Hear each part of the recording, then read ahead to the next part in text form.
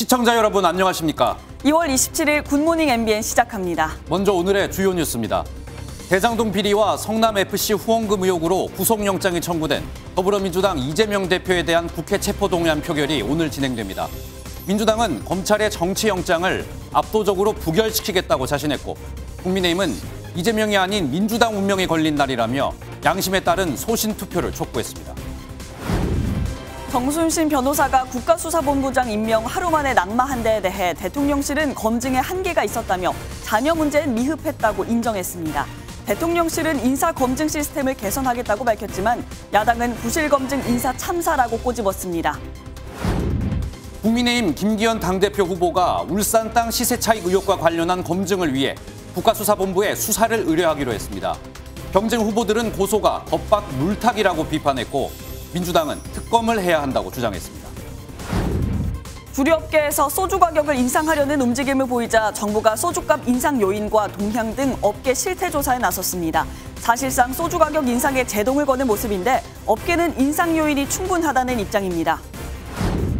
오늘은 전국 대부분 지역이 맑은 가운데 아침 기온은 영하권으로 떨어지지만 오후부터 영상 10도 이상으로 올라 큰 일교차를 보이겠습니다. 중서부 지역을 중심으로는 미세먼지가 나쁨 수준을 보이겠고, 내륙 곳곳과 남해안은 건조한 대기에 바람도 강하게 불어 화재 예방에 각별히 주의하셔야겠습니다. 오늘 국회에선 이재명 더불어민주당 대표에 대한 체포동의안 표결이 이뤄집니다.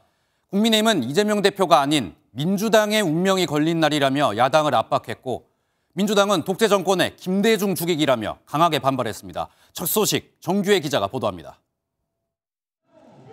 검찰은 지난 16일 대장동과 위례, 성남FC 의혹 등을 묻고 헌정사상 처음으로 현직인 제1야당 대표에 대해 구속영장을 청구했습니다. 극한 대치를 이어오던 정치권은 긴장의 끈을 놓지 않았습니다. 국민의힘은 체포동의안을 통과시켜야 한다며 야당을 강하게 압박했습니다. 이재명 대표가 아니라 더불어민주당의 운명이 걸린 날입니다. 더불어민주당의 손으로 더불어민주당을 역사 속에 묻어버리는 엄청난 과오를 범하지는 마십시오. 박정아 국민의힘 수석 대변인은 검찰 조사에는 묵묵부답이면서 카메라 앞에서는 세상 억울한 약자인 양 일방통행식 변명을 쏟아냈다고 비판했습니다. 더불어민주당은 체포동의안의 압도적 부결을 확신하면서도 검사 독재는 박정희, 전두환 군사 독재보다 더 악랄한 신독재라고 주장했습니다. 박정희와 전두환 독재 정권에 의한 김대중 죽이기, 이승만이 저질렀던 조봉암 사법살인이 21세기에 재현되고 있습니다.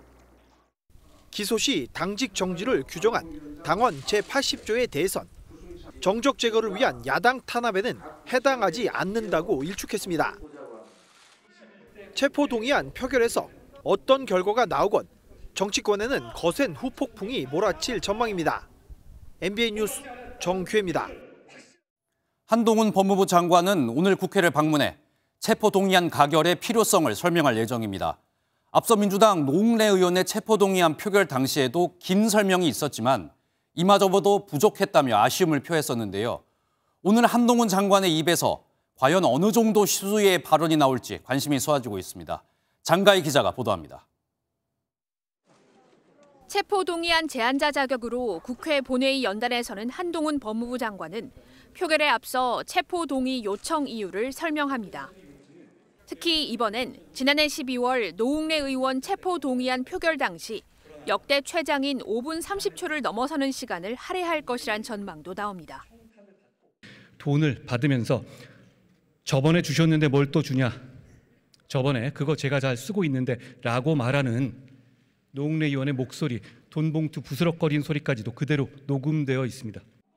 당시 피의 사실 공표 논란이 불거졌지만 한 장관은 오히려 자신의 설명이 부족했다고 언급했습니다. 그런 만큼 한 장관은 의원들을 설득하기 위해 이 대표와 관련된 새로운 증거를 공개할 가능성도 거론됩니다. 이 대표는 구체적 증거가 없고 검찰이 대장동 일당의 바뀐 진술에만 근거해 영장을 청구했다고 주장했습니다. 체포동의안은 재적의원 과반 출석에 출석의원 과반이 찬성하면 가결됩니다. 체포동의안이 가결되면 이번 주 영장실질심사가 열릴 예정이지만 부결 시엔 신문 없이 기각됩니다. MBN 뉴스 장가입니다. 국민의힘 38 전당대회를 열흘 앞두고 김기현 당대표 후보가 자신의 울산 땅 의혹을 수사 의뢰하겠다고 밝혔습니다. 수사 의뢰 대상은 자신과 상대 후보들, 민주당 의원들입니다. 안철수 후보는 김 후보가 당대표가 되려고 신세진 사람이 많아 공천 파동이 일어날 것이라고 말했습니다. 노태현 기자입니다. 김기현 후보가 자신의 울산 땅 의혹을 국가수사본부에 수사 의뢰하겠다고 밝혔습니다. 시세 차익을 얻었으면 정계를 떠나겠지만 반대로 수사 결과 허위 사실로 드러나면 경쟁 후보와 민주당 진상조사단의 법적 책임을 묻겠다고 했습니다. 국민을 상대로 거짓말이나 풀풀 해대고 조작이나 일삼는 인간 실격 정치인들의 말로가 어떻게 되는지 똑똑히 보여드려야만 가짜뉴스가 근절될 수 있습니다. 국회에서 수도권 총선 전략 토크쇼를 연 안철수 후보는 시스템 공천으로 민주당을 이길 확신이 있다고 강조했습니다. 김기현 후보를 향해선 공천 파동 위험이 있다며 공세를 펼쳤습니다. 당대표가 되고 싶다는 그 욕망이 너무 강하시다 보니까 신세진 사람들을 너무 많이 만들게 되어서 결국은 저는 이거 공천 파동으로 이어질 거라고 봅니다. 천하람 후보는 이른바 윤핵관과 고위 당직을 맡았던 현역 의원들을 내년 총선에서 수도권과 호남 등에 출마시키겠다고 말했습니다. 윤핵관을 포함해서 당으로부터 많은 혜택과 권한을 받은 사람들은 오히려 안전한 후방에 있고 그래서는 안 됩니다. 앞으로 나서야 합니다. 황교안 후보는 김 후보의 울산 땅 인근을 다른 법인이 평당 40만 원 넘는 가격에 거래한 바 있다며 쓸모없는 땅이란 김 후보의 말은 거짓이라고 주장했습니다. MBN 뉴스 노태현입니다. MBN과 매일경제신문이 국민의힘 차기 당대표 적합도를 조사했습니다. 그 결과 김기현 후보가 안철수 후보를 오차범위 안에서 누르고 1위를 차지했는데요. 오늘 표결 예정인 민주당 이재명 대표의 체포 동의안에 대해서는 전체 응답자의 47.9%가 통과시켜야 한다고 답했습니다. 권영범 기자가 보도합니다. 국민의힘 지지층을 대상으로 누가 당대표가 되면 좋을지 물었습니다. 33.1%의 지지를 얻은 김기현 후보가 23.6%의 안철수 후보를 9.5%포인트 차이로 앞서 오차범위 안에서 적합도 1위에 올랐습니다. 황교안 후보가 10%, 천하람 후보가 6.1%로 뒤를 이었고 지지 후보 없음은 15.2%였습니다. 1차 투표에서 과반 득표가 없어 결선 투표를 거친다면 어떤 결과가 나올까? 양강 후보인 김기현, 안철수 후보가 각각 43.1%와 33.5%로 역시 오차 범위 아닌 9.6%포인트 차이가 났습니다. 이번엔 이재명 더불어민주당 대표에 대한 국회의 체포동의안 표결을 어떻게 생각하는지 물었습니다. 응답자의 47.9%가 체포동의안을 통과시켜야 한다고 답했고 통과시키면 안 된다는 응답은 39.4%였습니다. 만약 이 대표가 기소되면 대표직을 사퇴해야 한다는 응답자는 59.2%, 유지해야 한다고 답한 비율은 31.7%로 나타났습니다. 이번 조사는 MBN과 매일경제신문이 넥스트 리서치에 의뢰해 지난 24일부터 25일까지 이틀간 진행했습니다. 자세한 내용은 중앙선거여론조사 심의위원회 홈페이지에서 확인할 수 있습니다. MBN 뉴스 권용범입니다. 정순신 변호사가 국가수사본부장으로 임명된 지 하루 만에 자녀 학교폭력 문제로 낙마한 데에 대해 대통령실은 검증에 한계가 있었다고 인정했습니다. 민정수석실을 폐지하면서 합법적인 수준의 정보만 검증하다 보니까 아들 문제는 거르지 못했다는 건데요. 윤석열 대통령은 학교폭력을 엄중하게 보고 있다고 말했습니다. 원중희 기자입니다. 윤석열 대통령은 정순신 변호사 아들의 학교폭력에 단호한 입장을 밝혔습니다. 윤 대통령은 학폭이 자유롭고 공정하게 교육을 받을 수 있는 권리를 침해하는 것으로 매우 엄중하게 보고 있다고 밝혔습니다.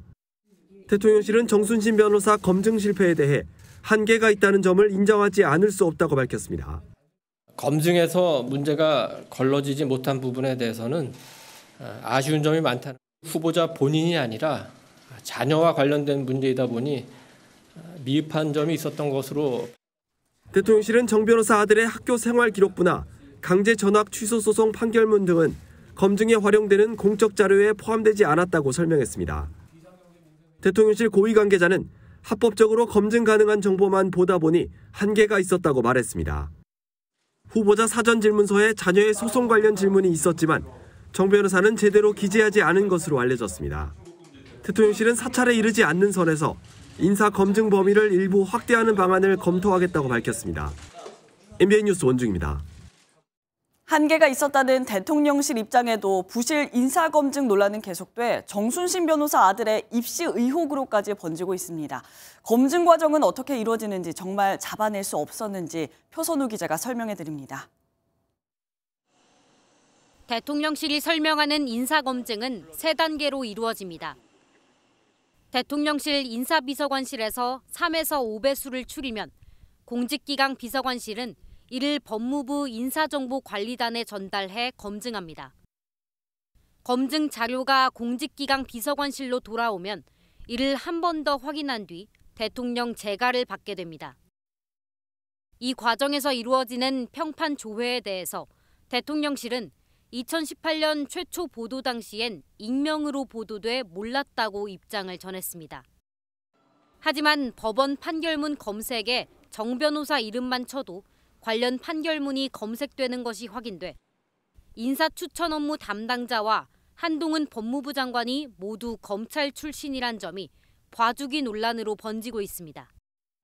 후폭풍은 정 변호사 아들의 서울대 입학으로도 이어지고 있습니다. 정 변호사는 수능 100% 선발인 정시였다고 말했지만 당시 입시 요강엔 징계가 있으면 감점한다는 조항이 있어 서울대 측이 사전에 징계 사유를 제대로 알았는지도 향후 쟁점이 될 전망입니다. 한편 정 변호사의 낙마로 전국 수사경찰을 총지휘하는 국수본부장 자리는 기약 없는 공백에 들어갔습니다. 빈자리는 수사기획조정관이 본부장 직무대행에 들어갔고 차기 본부장은 재공모 또는 내부 선발로 선임될 예정입니다. MBN 뉴스 표선우입니다. 정순신 변호사가 아들의 학폭을 이유로 국가수사본부장에서 하루 만에 낙마하자 야권은 검증 실패의 책임을 법무부와 한동훈 장관에게 돌렸습니다. 민주당은 윤석열 정부에서 인사검증 기능이 법무부로 이관된 점을 문제 삼으며 이번 주 중 인사검증관리단을 법무부에서 대통령실이나 인사혁신처로 이관하는 정부 조직법 개정안을 제출하기로 했습니다. 한편 여당에서도 국민의 눈높이와 동떨어진 검증은 반성해야 한다는 의견이 나왔습니다. 월요일인 오늘 아침에는 날씨가 조금 쌀쌀하겠지만 한낮에는 포근함이 감돌겠습니다. 중서부를 중심으로는 초미세미세먼지 농도가 짙게 나타나겠는데요. 김다영 캐스터 자세한 날씨 알려주시죠. 네, 한 주의 시작인 오늘 큰 일교차 염두에 두시고 옷차림 잘해주셔야겠습니다. 현재 서울의 기온 영하 1.4도로 어제 아침보다 높게 출발하고 있지만 일부 내륙 지역은 영하 5도를 밑돌며 어제만큼 공기가 차가운데요. 하지만 낮이 되면 햇살이 기온을 빠르게 끌어올리면서 서울 11도, 화순과 김천은 15도까지 오르겠고요. 하루 사이 일교차가 많게는 20도 이상 극심하게 벌어지겠습니다. 현재 전국의 대기질은 무난한데요. 차츰 국외 미세먼지가 유입되면서 중서부와 전북 지역은 초미세먼지 농도 나쁨 수준까지 오르겠습니다. 여일 맑고 건조한 날씨가 이어지면서 곳곳에서는 산불이 잇따르고 있습니다. 계속해서 많은 지역으로 건조특보가 확대되는 가운데 전국의 산불 위기경보도 주의 단계로 격상됐습니다. 불씨 관리 철저히 하셔야겠습니다. 날씨였습니다. 오늘 하루 중요한 일정을 소개해드리는 굿모닝 오늘입니다. 어떤 일정이 있는지 함께 살펴보겠습니다. 대장동 비리와 성남FC 후원금 의혹으로 구속영장이 청구된 이재명 더불어민주당 대표에 대한 체포동의안이 오늘 국회 본회의에서 표결이 붙여집니다. 재적의원 과반이 출석해 출석의원 과반이 찬성해 가결되면 구속 전 피의자 신문을 거쳐 구속 여부가 결정되고 부결되면 법원이 심사 없이 영장을 기각합니다. 오늘 오전 환경부 원주지방환경청은 설악산 국립공원 오색 케이블카 설치 사업 환경영향평가 협의 의견을 발표합니다. 오색 케이블카 설치 사업은 강원도 양양군 오색지구에서 설악산 정상 대청봉역 끝청까지 연장 3.5km 케이블카를 놓는 사업으로 지난 40여 년 동안 찬반 논란이 이어져 왔습니다.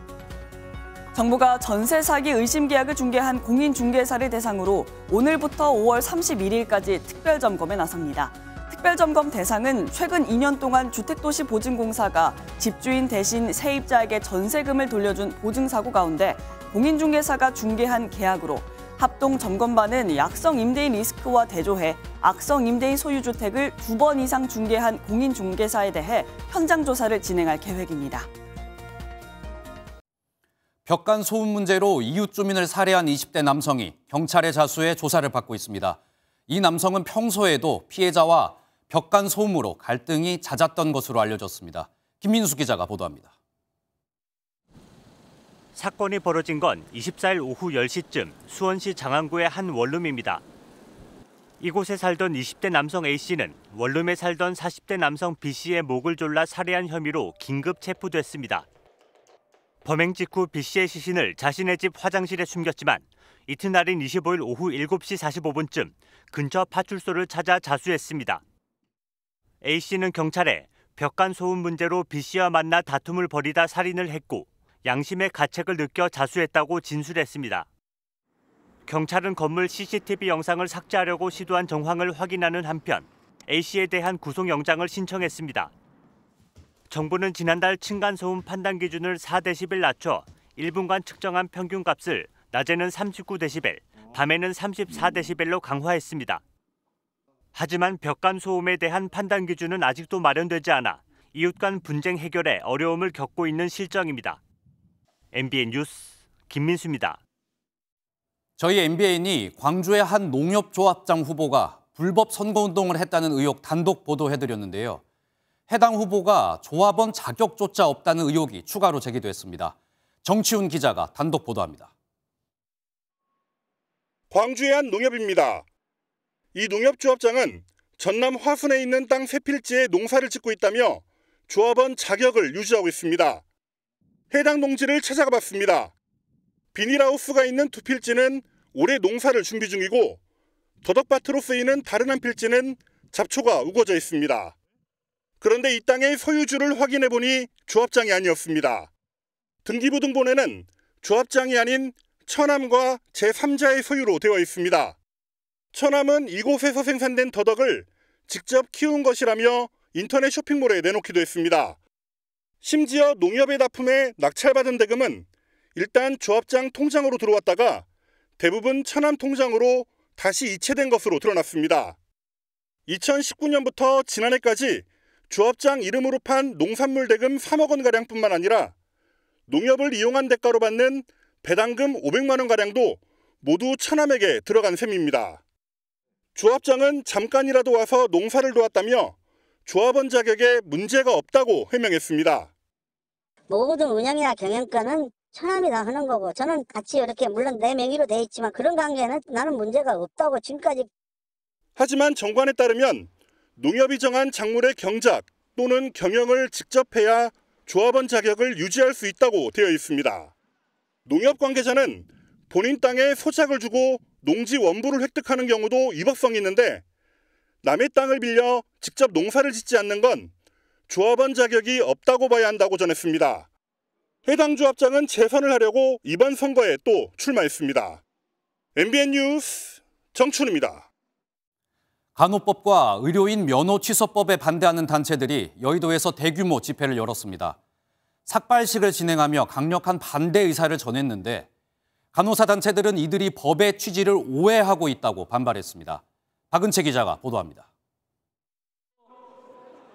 의사와 응급구조사 등 4명의 의료 종사자가 삭발을 위해 단상 위에 올라섰습니다. 여러분, 삭발식을 거행하겠습니다. 본회의 상정을 앞둔 이른바 의료인 면허법과 간호법을 저지하겠다며 의사와 간호조무사, 응급구조사 등 간호사를 제외한 보건복지의료연대 회원들이 집결했습니다. 보건복지의료연대 회원 5만여 명은 이곳에서 간호법과 의료인 면허 취소법 반대 집회를 열었습니다. 의료인들은 악법 저지를 위한 모든 총력 투쟁을 선포합니다. 결단코 승리하겠습니다. 악법 저지하겠습니다. 의료인법 개정안에는 의사가 금고 이상의 형을 받을 경우 면허를 취소하는 내용이 들어가고 새로 생기는 간호법은 간호사의 적정 노동 시간을 보장합니다. 의사들은 작은 범법 행위로 면허가 취소되는 건 생존권을 박탈당하는 일이라며 반발하고 있습니다. 의사도 인간이거든요. 본의 아니게 인간으로서 방어적인 행동을 할 수도 있고 법률에 저촉되는 행동이 일어날 수 있습니다. 그런데 그 부분들이 전혀 의료 행위와는 관계없고 간호법이 다른 직업의 영역을 침해한다는 의료연대 주장에 대해 간호사협회는 법의 취지를 오해한 결과라고 반박했습니다. 간호사 업무 범위를 넓히겠다고 만든 게 아니란 말이죠. 국가와 지방정부가 간호사 관련해 간호사들이 장기 근속할 수 있고 숙련 인력을 확보할 수 있도록 한 게 또 간호법입니다. 간호사법 발의 주체가 된 더불어민주당이 법안을 통과시킬 가능성이 큽니다. 이에 의사협회는 파업 가능성도 열어두고 총력 대응하겠다는 입장이라 당분간 찬반 충돌은 불가피할 전망입니다. MBN 뉴스 박은지입니다.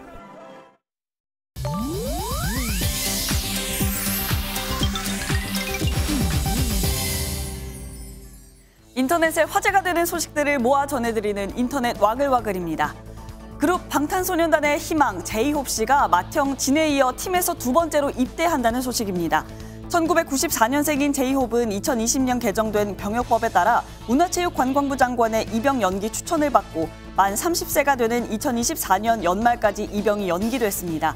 하지만 소속사에 따르면 최근 입영 연기를 자진 취소했고 입영 통지서가 나오는 대로 현역으로 입대할 예정이라고 하는데요. 제이홉 씨는 어제 팬들과 실시간 소통 방송을 하며 이 소식을 직접 알리고 앞서 먼저 입대한 멤버 진 씨가 직접 전화를 걸어 필요한 조언을 해줬다는 소식도 전했습니다. 방탄소년단의 개인 활동 공표와 함께 솔로 포문을 열었던 제이홉 씨. 그동안 국내외를 넘나들며 누구보다 활발한 활동을 이어갔는데요. 가장 먼저 아미에게 이 소식을 알린 만큼 또 한 번 아미에 대한 애정을 느낄 수 있었던 순간입니다. 현지 시간으로 어제 열린 제73회 베를린 국제영화제 시상식에서 73년 만에 역대 최연소 연기상 수상자가 나왔습니다. 영화 2만 종의 벌로 주연상을 수상한 스페인 배우 소피아 오테로로 올해 나이는 무려 8살.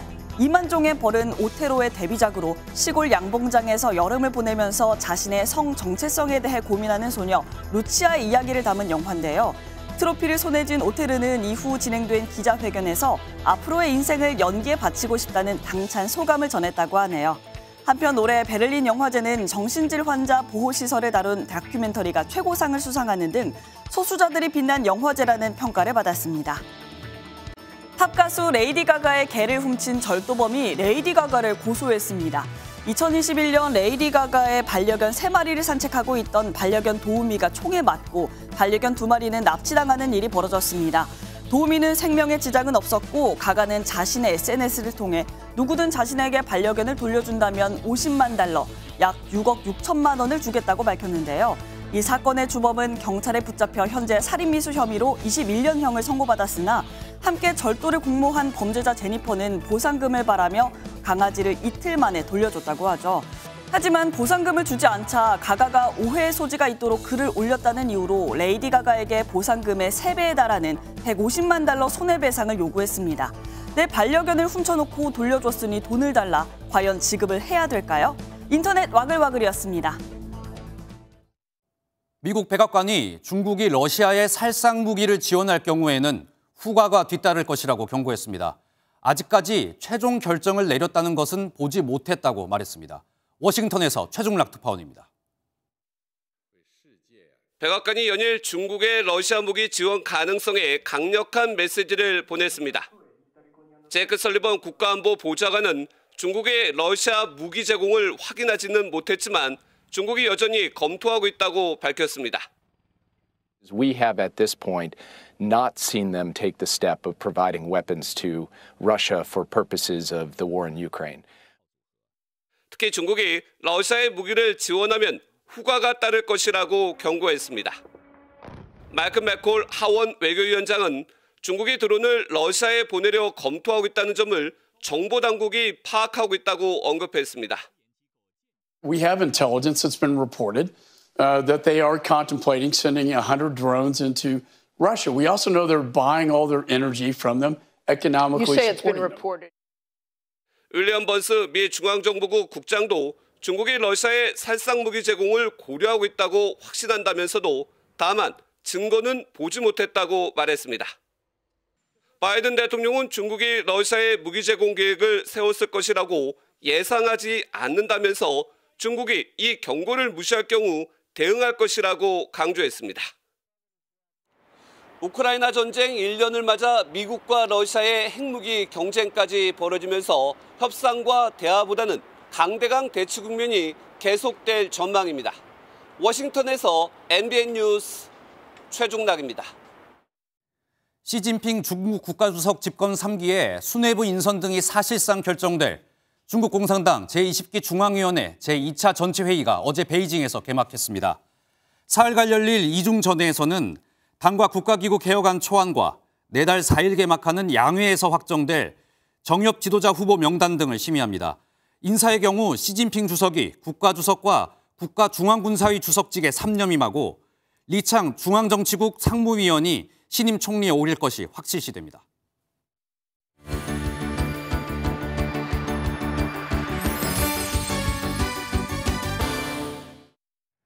굿모닝 월드입니다. 우크라이나 전쟁 1주년을 맞아 기념 우표가 발행됐습니다. 새 우표를 사려고 모인 시민들로 우체국의 북새통을 이뤘는데 근데 우표 안에 익숙한 남성이 보이네요. 작은 체구의 소년이 거구의 남성을 바닥에 매다 꽂으려는 찰나. 우표 아래에는 우크라이나어로 쓰인 규탄 메시지가 새겨졌습니다. 전쟁 1주기를 맞은 우크라이나는 얼굴 없는 거리의 화가로 유명한 뱅크시의 벽화 작품을 기념 우표로 만들었는데요. 업어치기를 당하는 남성이 유도 팬으로 알려진 푸틴 대통령을 암시해 푸틴 업어치기 벽화로 불립니다. 뱅크시는 폭격으로 폐허가 된 우크라이나 곳곳에 러시아에 대한 자국의 저항을 상징하는 벽화들을 남겼는데요. 새로 발행된 우표를 사려고 몰린 시민들로 이날 우체국은 문전성시를 이루었습니다. 해변에 널린 바다 생물들의 사체, 해양오염 문제 이런 게 심각해지면서 미디어를 통해 자주 보곤 하죠. 그런데 최근 페루 바다 사자들이 자꾸 죽는 이유는 따로 있다고 합니다. 해변으로 떠밀려온 바다 사자가 앙상한 모습으로 죽어가고 있습니다. 사람이 다가가도 겨우 고개만 들어 보일 뿐 몸을 움직이지는 못하는데요. 치명적인 조류 독감 H5N1 바이러스에 감염된 겁니다. 새들에게 고병원성인 바이러스가 최근 남미에서는 포유류에게도 확산 감염되는 추세입니다. 지난해 11월 첫 감염 사례가 나온 이후 페루에서만 6만 3천 마리가 넘는 새와 700마리가 넘는 바다 사자가 목숨을 잃었는데요. 바다 사자 같은 해양 포유류뿐 아니라 어린아이까지 감염되는 사례가 나오면서 확산 우려가 커지고 있습니다. 손이 꽁꽁 어는 날씨, 몸이 자꾸만 움츠러드는 추위에도 말을 타고 초원을 내달리는 사람들이 있습니다. 한겨울 호연지기를 볼 수 있는 키르기스스탄으로 가시죠. 채찍을 휘두르는 기수들의 고함, 말들이 부딪히는 소리가 격렬합니다. 키르기스스탄의 국민 스포츠 콕보루가 한바탕 시작됐습니다. 말을 타고 죽은 염소의 몸통을 상대팀 골대에 밀어넣어 득점하는 경기인데요. 과거 유목민들이 가축무리를 공격하는 늑대를 잡아던지며 놀던 데서 유래해 인류 무형유산으로까지 등재됐습니다. 우승자에게는 상금과 함께 말과 낙타, 유목민의 이동식 주택인 유르트와 자동차까지 준다고요. 추운 날씨에도 무려 5천 명의 사람들이 몰리며 뜨거운 열기를 보여줬습니다. 굿모닝 월드였습니다. 주류업계가 소주 가격 인상을 검토 중입니다. 그러면 식당에서 소주 한 병을 사도 6천 원을 내야 할 수 있는데요. 정부가 주류업계에 대한 실태조사에 착수해 사실상 소주값 인상에 제동을 걸고 나섰습니다. 이교욱 기자입니다. 대표적인 서민 외식 메뉴인 삼겹살과 소주. 삼겹살 가격이 최근 1년간 12% 오르면서 1인분에 19,000원에 달합니다. 여기에 소주 가격마저 인상될 조짐을 보이면서 상당수 음식점 가격이 병당 6,000원이 될 전망입니다. 주류값이 오르게 되면 둘이서 삼겹살 2인분에 소주 한 병씩만 먹어도 5만 원을 내야 하는데요. 서민 음식이란 말이 무색해졌습니다. 손님들이 부담이 될 것 같아요. 6천 원 정도 되면은. 아무래도 서민 소주인데 6천 원, 1,000원 차이지만은 부담이 좀 돼. 정부가 소주값 인상 움직임에 민감한 이유입니다. 소주 등을 포함해서 우리 국민들께서 정말 가까이 즐겨하는 그런 물품입니다. 그래서 그 업계에서도 적극적인 소주 6,000원 시대가 열리지 않도록 협조를 당부드립니다. 예. 기획재정부는 소주값 인상 요인 등 실태 조사에 착수했습니다. 소주값을 올릴 만큼 원재료와 에너지, 병 가격 등이 올랐는지가 점검 대상입니다. 주류 업체의 수익 상황은 물론 독과점 등 경쟁 구조도 살펴볼 방침입니다. 공정위도 업체끼리 비슷한 시기에 가격을 올리기로 합의한다면 담합에 해당한다고 엄포를 놓는 등 정부가 소주값 인상에 사실상 제동을 걸고 나섰습니다. 하지만 주류 업계는 주세나 공병값 인상 등 가격을 올릴 요인은 충분하다고 항변합니다. 물가가 인상이 되고 이거는 다 맞는데 어느 시점으로 가야 되는지도 문제예요. 고물가 불황 속에 서민 품목의 가격이 줄줄이 오르면서 정부와 업계의 줄다리기는 당분간 계속될 전망입니다. MBN 뉴스 이기옥입니다.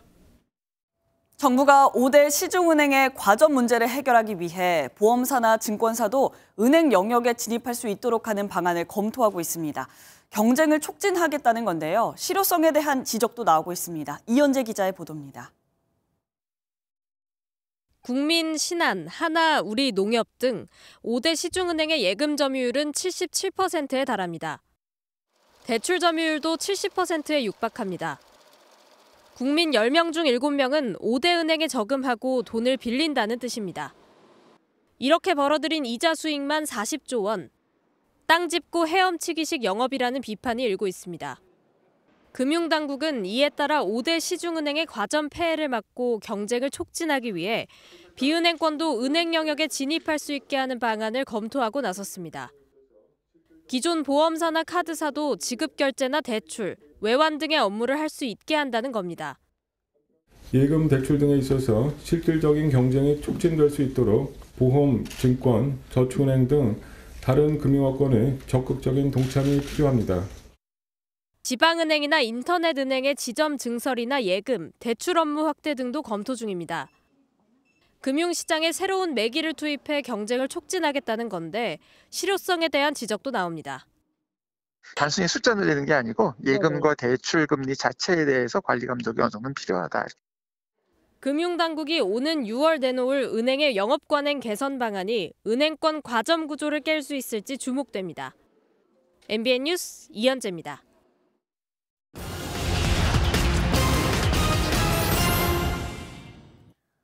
우리나라 5가구 중 1가구는 한 달 평균 소득이 200만 원이 안 되는 것으로 나타났습니다. 통계청의 가계 동향조사에 따르면 지난해 4분기 월 평균 소득이 200만 원에 미치지 못하는 가구 비율은 19.7%에 달했습니다. 특히 연령대를 살펴보면 월 소득이 100만 원 미만인 가구는 평균 61.2세, 100에서 200만 원 사이는 59.1세로 5, 60대의 저소득층 비중이 높은 것으로 나타났습니다. 은행에서 돈을 빌린 뒤 이자조차 갚지 못하는 가계와 기업이 빠르게 늘고 있습니다. 우리나라 4대 은행의 지난 1월 신규 연체율 평균은 0.09%로 1년 전보다 2배 이상 높아졌습니다. 금리가 높은 인터넷 은행의 경우에는 연체 비율이 3배가량 증가한 것으로 나타났는데요. 고금리와 고물가에 경기 침체까지 겹치면서 이런 결과가 나온 것으로 분석되는데 올해 상반기 역시 경기 전망이 좋지 않아 부실 규모가 더 늘어날 거란 전망이 나오고 있습니다. 주택 매매가와 전세가 하락이 이어지고 있는 가운데 낙폭차는 다소 줄어드는 모습입니다. KB국민은행의 주택가격 동향조사에 따르면 이번 달 전국 주택의 평균 매매가는 전월 대비 0.79% 떨어지면서 최근 3개월과 비교하면 하락폭이 다소 줄었습니다. 하지만 전셋값은 전국적으로 평균 1.45%가 떨어지며 하락세 자체는 계속되는 모습입니다. 굿모닝 경제였습니다. 지난해 합계 출산율이 역대 최저로 떨어졌는데 앞으로도 반전은 없을 것 같습니다. 미혼 여성 중 단 4%만이 결혼과 출산은 필수라고 답했기 때문인데요. 자식에게 부모 부양 책임이 있다는 응답도 15년 만에 절반으로 줄었습니다. 이혁준 기자입니다. 미혼 여성에게 물었습니다. 결혼과 출산 필수라고 생각하나요? 아니요. 요즘은 자기 본인의 삶이 더 중요하기 때문에 엄청나게 큰 선택이라고 생각해서. 아니요. 결혼이랑 출산이라는 단어가 막 그렇게 필수적인 요소가 아니라 그냥 인생의 갈림길 중에 선택 중에 하나라고 생각해요. 실제 미혼 남녀를 대상으로 한 조사에서 결혼과 출산이 필수라고 답한 여성은 4%에 불과했습니다. 여성의 삶에서 결혼과 출산이 중요하지 않다고 답한 여성도 53%로 절반을 넘었습니다. 연구진은 사회의 포용성과 평등한 기회 부여에 대한 신뢰가 낮을수록 결혼과 출산에 부정적이라고 분석했습니다. 자녀가 부모 부양을 책임져야 한다는 인식도 갈수록 옅어지고 있습니다. 보건사회연구원 조사 결과 2007년 53%가 책임이 있다고 답했는데 15년 만에 21%로 뚝 떨어졌습니다. 이처럼 우리 사회에서 출산과 노인 돌봄을 결혼으로 맺어진 가족 중심으로 해결했던 과거의 방식은 더는 통용하지 않고 있습니다. MBN 뉴스 이혁준입니다. 홍콩의 20대 여성 모델 겸 인플루언서를 살해한 뒤 엽기적으로 시신을 훼손한 전 시댁 식구 3명이 재판에 넘겨졌습니다. 경찰은 이들이 피해자와 금전 문제로 다툼을 벌인 것으로 보고 있는데 범행을 위해 집까지 빌리는 등 치밀한 계획을 세웠습니다. 장동건 기자입니다. 경찰이 주택 안에서 냉장고를 꺼내와 트럭에 싣습니다. 냉장고에선 지난 24일 시신으로 발견된 홍콩 20대 여성 모델의 시신 일부가 나왔습니다. It's the torso. We are still working on many clues. Once we have any clue, we will do a thorough search again to find the torso and other parts of the missing body. 해당 주택에서는 인체를 절단하는 데 사용된 도구와 얼굴 가리개, 피해 여성의 핸드백 등도 발견됐습니다. 홍콩 경찰은 어제 앞서 체포한 피해 여성의 전 남편의 부모와 형 총 3명을 살해와 시신 훼손, 유기 혐의로 기소했습니다. 그제 수억 원 상당의 금품을 들고 홍콩을 빠져나가려다 붙잡힌 전 남편은 현재 조사를 받고 있습니다. 경찰은 희생자와 그의 전 남편 가족이 큰 규모의 금전 문제로 다툼을 벌였던 것으로 보고 있다고 밝혔습니다. 또 범행을 위해 주택까지 임차한 것으로 보고 있습니다. 현지 언론은 피해 여성이 최근 프랑스 패션 잡지에 인터넷판 표지를 장식하는 등 패션계의 주목을 받아왔다고 전했습니다. MBN 뉴스 장동건입니다. 이탈리아 서남부 칼라브리아주 동쪽 해안 부근에서 현지 시간 26일 난민을 태운 선박이 난파 사고를 당해 어린이와 아기를 포함해 최소 59명이 숨졌습니다. 부서진 선박에 타고 있던 140여 명 가운데 약 80여 명은 해변까지 헤엄쳐 나와 임시 대피소로 이동하거나 병원에서 치료를 받고 있습니다. 선박에는 아프가니스탄과 이란, 파키스탄, 소말리아 등지에서 온 사람들이 탔던 것으로 전해졌습니다. 최근 프로배구에서 45세 여우현 선수가 사상 최초로 600경기 출전 대기록을 작성했죠. 여우현은 코트에서는 늘 청춘이라며 앞으로도 파이팅을 외치며 뛰겠다고 다짐했습니다. 구경호 기자가 만나봤습니다. 넘어지며 어렵게 살린 공이 또다시 날아들자 다시 몸을 날려 받아내는 데 성공합니다. 2005년 출범한 프로배구 원년 멤버인 여우현이 45살에도 코트를 누비며 사상 처음 600경기 출전 금자탑을 세울 수 있었던 이유입니다. 여우현은 기본기에 충실하고 식단 등 자기 관리에 철저하기에 코트에서는 늘 청춘이라고 말합니다. 선수로 뛰고 있지만은 뭐 나이 45 모르고 살고 있거든요. 젊은 선수라고 같이 운동하다 보니까. 부록을 넘기면서 얻은 깨우침은 선수를 지속하는 원동력이 됐습니다. 내 60만 갖고 이제 할 수는 없는 나이고 그러니까 좀 마음을 내려놓게 되더라고요. 이러면서 나도 배워나 가고. 선수 겸 코치이다 보니 MZ세대들과 소통하고 잠재력을 이끌어내는 데도 적극적입니다. 따로 이제 경기 중에 불러가지고 또 기술적인 걸 알려주시고 이제 폼 같은 거 너가 해야 될 거 뭐 다 약간 세심하게 그렇게 알려주시는 것 같아요. 다른 팀 후배가 감독을 하니 욕심도 나고 현역 연장도 아른거리겠지만 여우현의 목표는 딱 하나, 코트에서 온 힘을 불사르는 겁니다. 코트장 안에서 막 뛰어다닐 수 있을 때까지는 땀 흘리면서 열심히 뛰어다니면서 소리 지르겠습니다. 여우현은 리빌딩을 마친 소속팀 현대캐피탈이 대한항공과 정규리그 선두를 다투어 개인 통산 10번째 우승도 바라보고 있습니다. MBN 뉴스 우정호입니다.